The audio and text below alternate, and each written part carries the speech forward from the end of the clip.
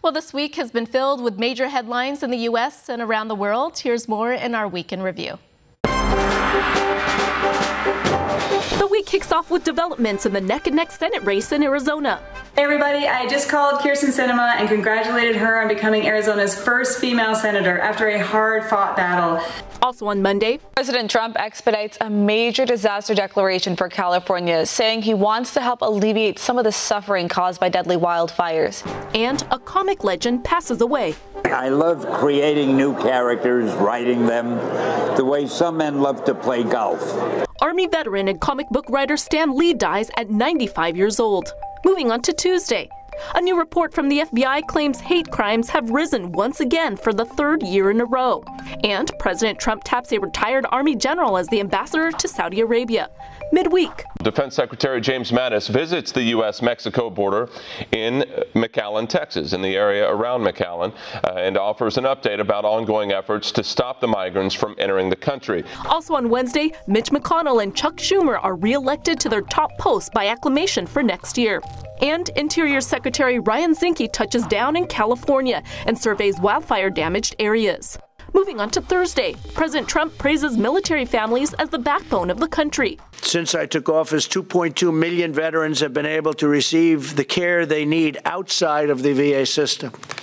So there's no more waiting on lines. Literally, people were waiting, you know better than I do, but they'd be waiting 3, 4, 5, 6 weeks in some cases to see a doctor. Meanwhile, in New York, the man accused of mailing explosive devices to prominent Democrats pleads not guilty to all charges. And laid to rest. Family, friends, and fellow law enforcement officers say goodbye to Sergeant Ron Heelis, who died in the mass shooting in Thousand Oaks, California.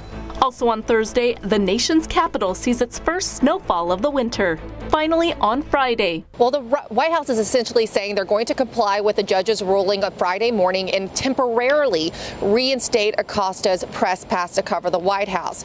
But the White House saying that they do plan to also follow the judge's recommendation that they create a list of standardized rules in which they expect reporters to comply or risk having their press pass taken away. Meanwhile, in the Sunshine State, we are following breaking news out of Florida as Cook Political Report is projecting Rick Scott, the governor there, as the official winner of Florida's Senate election. The outlet made that projection just moments ago, saying Scott has defeated incumbent Democrat Bill Nelson. Florida's voting process has been the center of controversy since the midterm elections, with election officials under fire and a recount taking place. And finally, President Trump honors 7 influential Americans with medals of freedom. Rachel Acenas, One America News.